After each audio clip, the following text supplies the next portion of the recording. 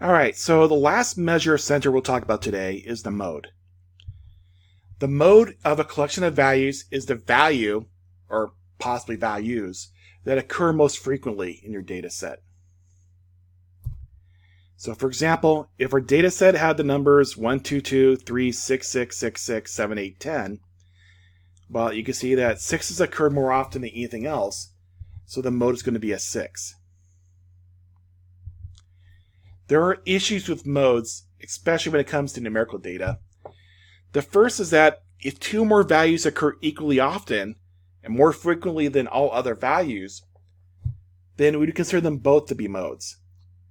So in this case, we don't necessarily have one typical value. We could have more than one typical value.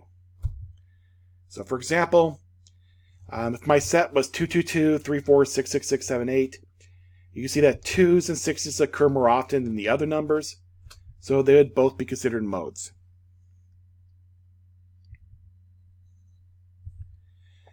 Another issue with modes is that if no value occurs more than once, then we'll say that no mode exists.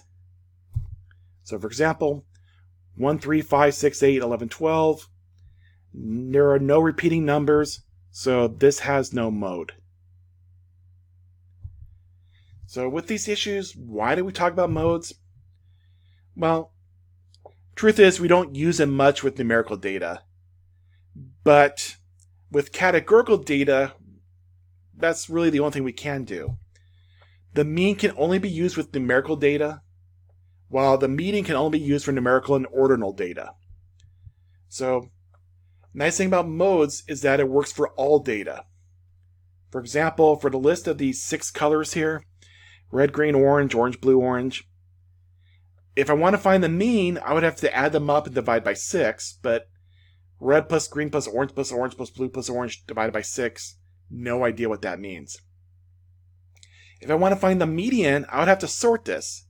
And I have to decide, is red greater than green or less than orange? I don't know. The median doesn't work either.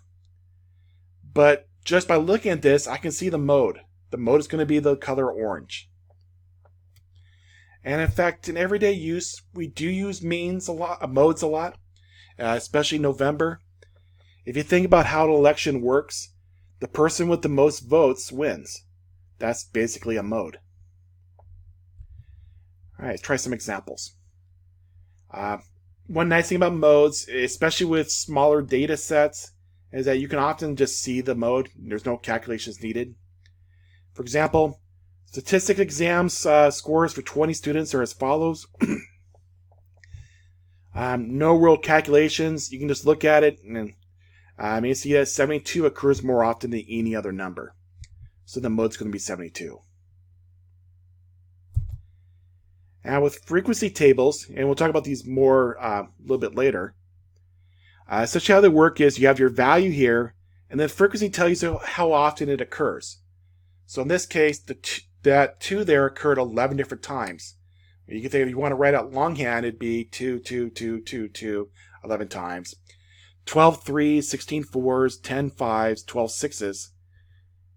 You can see that the 4s occurred more often than anything else. There were 16 4s, so the mode is 4. And for another one, in this case here, there were 8 A's, 14 B's, 8 C's, 8 D's, 14 E's. B's and E's occurred more often than the other letters, so the modes are going to be B and E. All right. My last example for this lesson is basic combination. You need to use the mean, median, and mode to figure out the answer. So the question is, there is a set of 5 positive integers whose mean is 5, whose median is 5, and whose only mode is 8. What is the difference between the largest and smallest integers in that set? Well, let's start this off. There are 5 positive integers. You can think of that as 5 blank spaces.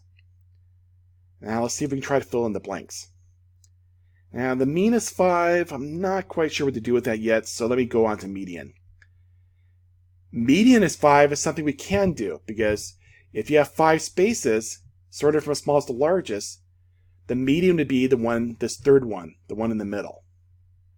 So if you're told the median is 5, that tells you that the middle number is 5. And the last clue we have is the only mode is 8. Well, to be a mode, it has to occur more than once, and so that means that both these last two numbers have to be 8. And what it also means is that these first two numbers have to be different. Now, let's go back. The only thing we haven't used yet is the mean is 5. Well, recall that the mean is 5. There are 5 numbers. And that means that these 5 numbers should add up to 25. Because the sum of the numbers is the mean times the count. And what we have so far is we have 8 plus 8 plus 5 is 21. So that means these two numbers here have to add up to 4. Now they can't both be 2. You can't go 2 and 2 because the only mode is 8. So that means that these two have to be 1 and 3.